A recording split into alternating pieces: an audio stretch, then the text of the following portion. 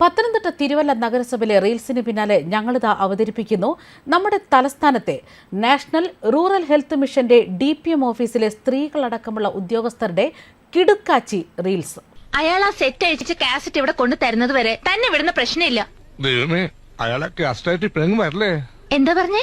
അല്ല, നിങ്ങൾ എന്നെ മുറുക്കെ പിടിച്ചില്ലെങ്കിലേ എനിക്ക് ചിലപ്പോ ഓടിക്കളയാൻ തോന്നുന്നു. ഇയാൾ പിടിക്കൂ, എല്ലാരും പിടിക്കൂ, ആത്മാർത്ഥം പിടിക്കൂ. കണ്ടല്ലോ, സംഗതി പൊളിച്ചു. ഇവിടെ ഈ കസേരയിലിരിക്കുന്ന സർക്കാർ മണവാളന്റെ അടുത്ത് നിൽക്കുന്നതെല്ലാം നമ്മുടെ സർക്കാർ ചേച്ചിമാരാണ്.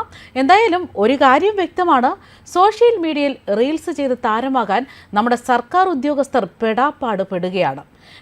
ഈ ചിത്രീകരണമാകട്ടെ ഓഫീസ് സമയത്ത് തന്നെയാണ്. പിന്നെ പൊതുജനങ്ങളോട് ഒരു കാര്യം പറയാനുള്ളത്, സർക്കാർ ഓഫീസിൽ പോയി ഒരുപാട് സമയം കാത്തിരുന്നു എന്നൊന്നും ഇനി പറഞ്ഞേക്കരുത്. അവർക്ക് ഒരുപാട് റീൽസൊക്കെ ചെയ്യാനുണ്ട്. അതൊക്കെ കഴിഞ്ഞ് നിങ്ങളുടെ ഫയലുകൾ സൗകര്യം ഉണ്ടെങ്കിൽ നീങ്ങും, ഇല്ലെങ്കിൽ അവിടെ തന്നെ കിടക്കും. കാരണം അവർക്ക് റീൽസാണ് മുഖ്യം.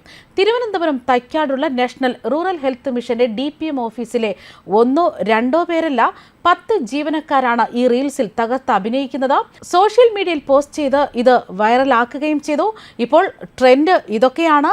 ചുവപ്പ് നാടയിൽ പൊടി പിടിച്ചു കിടക്കുന്ന ഫയലുകളൊക്കെ അവിടെ തന്നെ ഉറങ്ങട്ടെ, നമുക്ക് റീൽസ് ചെയ്ത് പൊളിക്കാം എന്ന മനോഭാവത്തിൽ റീൽസ് ചിത്രീകരണമൊക്കെ തുടരുകയാണ്.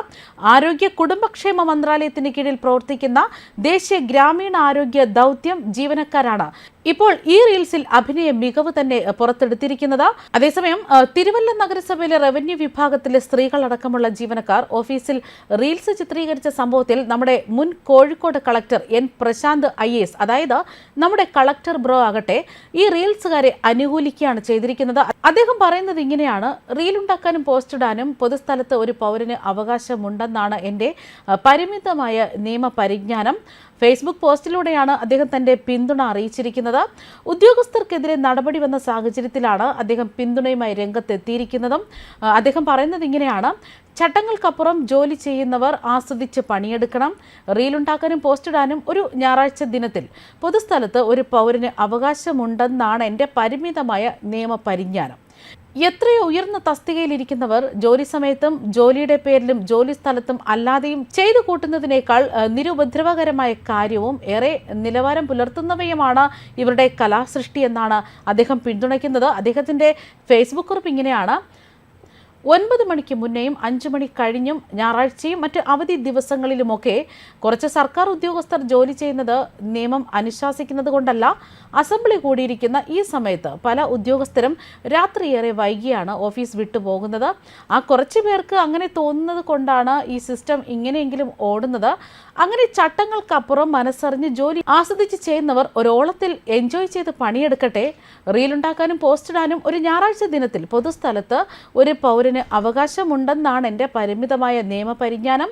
എത്രയോ ഉയർന്ന തസ്തികയിലിരിക്കുന്നവർ ജോലി സമയത്തും ജോലിയുടെ പേരിലും ജോലി സ്ഥലത്തും അല്ലാതെയും ചെയ്തു കൂട്ടുന്നതിനേക്കാൾ നിരുപദ്രവകരമായ കാര്യവും ഏറെ നിലവാരം പുലർത്തുന്നതുമാണ് ഇവരുടെ കലാസൃഷ്ടി.